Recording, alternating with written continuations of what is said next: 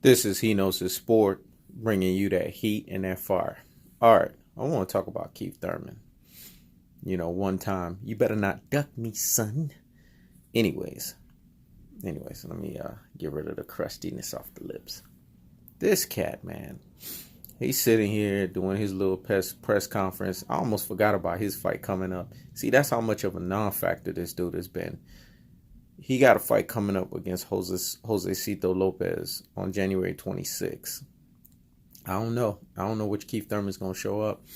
Is it going to be one time, you better not duck me, son? Is it going to be that cat? Or is it going to be the Keith Thurman that we've been seeing right now? Like Errol Spencer's been saying, what kind of injury is he going to come up with? What kind of injury is he going to fake this time around? I don't know. You guys tell me. I still feel that even though Keith Thurman has taken a long layoff, he still is going to beat Josesito Lopez. I think it's going to be a tough fight for him because he hasn't been in the ring for a long time, and he's got to get that ring rust off. I'm going to say that again. I think it's going to be a very tough fight for him because Josesito Lopez looks like he wants to prove something in the ring, and he looks like he's coming to basically, take no prisoners. But with that being said, we all know Josesito Lopez is a very limited fighter. He's one of those guys, what you would consider a journeyman in the welterweight division. Like he's a guy that you see that, he'll give you a competitive fight for the upper echelon of the welterweight division. You know what I'm saying? He's a guy that you use as a tune-up, basically, to help you, to get some rounds in, to get that conditioning back, to work that ring rust off. That's how I look at Josesito Lopez. I mean, no disrespect to the man. And he's had some great wars in the past, but I feel like he's past his prime at this point. And that's what he is to me. He's just a journeyman that's just there for the top welterweights to use. If they take a long layoff off like the way Keith Thurman's doing right now, or if they're in between fights and they can't really get the fights that they want, so they fight a guy like that so that it can be, somewhat competitive, so that it can propel them so that they can stay in shape, basically. It's like a stay busy fight, so to speak. I feel Keith Thurman's going to win.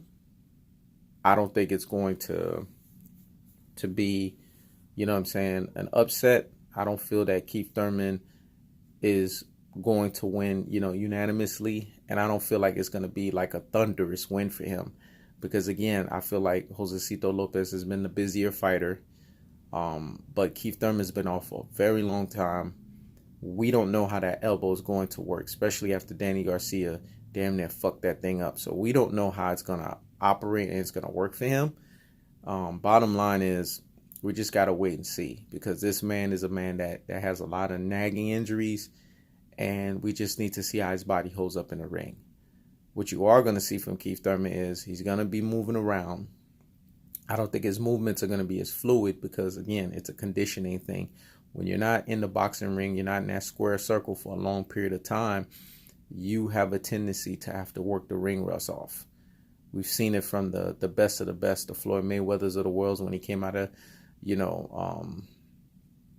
we see them when he came back for the Guerrero fight. He was prepped now. He was ready to go.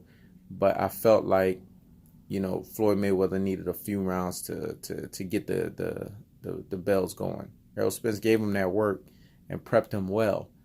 But nevertheless, he was still off for a period of time, and he needed, a few rounds to adjust. Once he was able to figure out Robert Guerrero's timing and all of that, you saw that work that Errol Spence did with him. It paid off. It paid off $1 million. But he still had to work the ring rust off. We saw that with Andre Ward. When Andre Ward was going through those contract battles,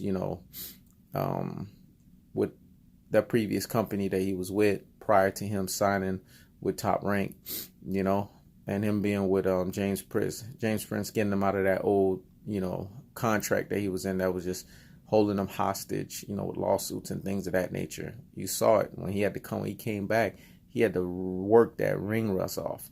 We just seen it. This is a thing that has happened countless and countless of times where fighters have to work that ring rust off. You're going to see it with Amir Khan. This is why I don't feel, he's going to last really that much in the Terrence Crawford fight, because Terrence Crawford is the busier fighter.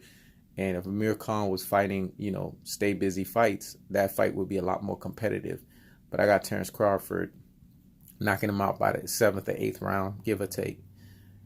If Terrence Crawford had Errol Spence's power, it'd probably be 4 or 5. But Terrence Crawford still has, some thudding power there.